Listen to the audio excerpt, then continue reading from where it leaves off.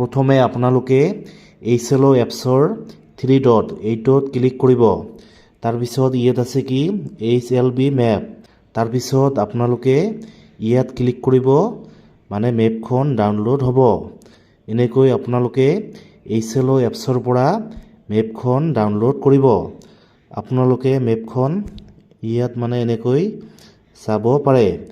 এনেকৈ আপোনালোকে HLO এপছৰ পৰা HLB মেপখন মানে ডাউনলোড কৰি ল'ব।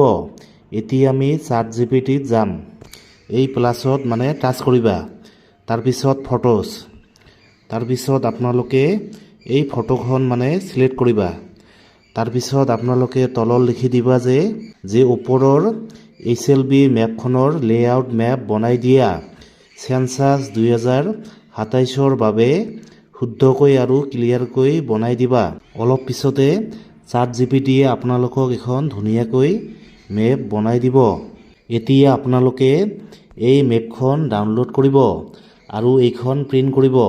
এই মেপখনে আপোনাক অৰিজিনেল যিখন আপুনি বনাব, এই মেপখন বনাওঁতে এইখনে আপোনাক সহায় কৰিব।